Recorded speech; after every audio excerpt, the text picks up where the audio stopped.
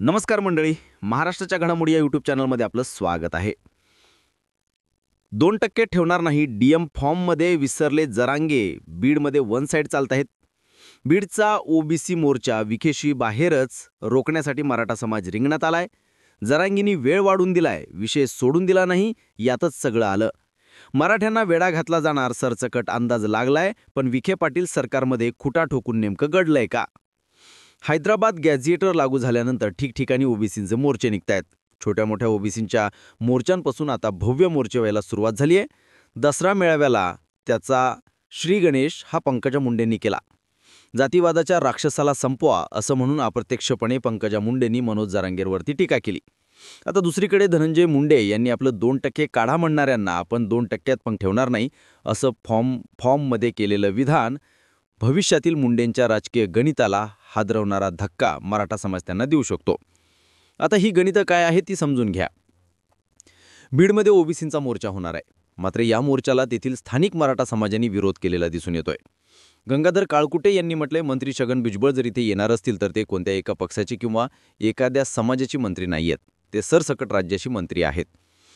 त्यांनी अगोदर आपल्या मंत्रिपदाचा राजीनामा द्यावा आणि मगच इथं सभा घ्यावी. त्या अगोदर आम्ही या ठिकाणी सभा होऊ देणार नाही.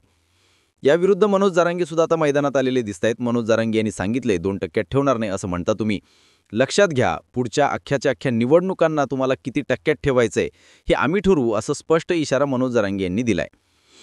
दरम्यान या अगोदर रायगड असेल, कोकण असेल, येथील कुणबी समाज मुंबईमध्ये एकवटला होता. त्यानंतर नागपूरमध्ये विजय वडेट्टीवार, अनिल देशमुख, लक्ष्मण हाके यांच्या उपस्थितीमध्ये भव्य असा ओबीसींचा मोर्चा झाला आणि आता बीडमध्ये होतोय. बीड सर्व अँगलने महत्त्वाचं ठरतं, कारण बीड असा जिल्हा आहे की या ठिकाणी पंकजा मुंडे, धनंजय मुंडे यांच्यासारखे मातब्बर आहेत. पण याच बीडमध्ये जरांगे म्हणतील ती सुद्धा पूर्व दिशा असते. लोकसभेला पंकजा मुंडे यांना त्या संदर्भातील अनुभूतीसुद्धा झालेली आहे. बीड असो, छत्रपती संभाजीनगर असो, जालना असो, इकडे मनोज जरांगेंचा इम्पॅक्ट पडतो आणि त्यामुळे बीडमध्ये होणाऱ्या ओबीसी मोर्चाला सुद्धा किती लोकांची गर्दी होते आणि यामध्ये काय नेमकं स्टँड घेतलं जातं हेही पाहणं गरजेचं आहे. आता ओबीसी नेते एकवटलेत, मात्र त्यांच्या सभा या वेगवेगळ्या होत आहेत. नागपूरच्या ओबीसी सभेचं नेतृत्व विजय वडेट्टीवारांनी केलं. बीडमध्ये पंकजा मुंडे आणि छगन भुजबळ कदाचित स्टेजवर असतील आणि धनंजय मुंडे सुद्धा असणार आहे. धनंजय मुंडे यांना 2%तही ठेवणार नाही असं म्हटलं होतं, मात्र तेच धनंजय मुंडे विसरून गेले परळीमध्ये विधानसभेला किती मोठा खेळ झाला होता. राजकारणातील गणितं बदलली होती. आपलं मंत्रिपद जाण्यासाठी सुद्धा हाच मराठा समाज कारणीभूतही असंही बोललं जात होतं. या सगळ्या गोष्टी जरी विचारात घेतल्या तरी सुद्धा आत्ताच्या घडीला धनंजय मुंडेंनी हे केलेलं स्टेटमेंट त्यांना त्यांच्या भविष्यातील राजकारणासाठी भोवेत. आता जे लोक मराठा समाजाविरोधात स्टेटमेंट करतायत ते राजकारणी आहेत, पुढारलेले आहेत. आमदार, खासदार, मंत्रीपद त्यांच्याकडे आहे. मनोज जरांगे हा फाटका माणूस आहे ना, त्यांच्याकडे कुठलं पद आहे ना कुठलं मंत्रिपद होण्याची आशा आहे.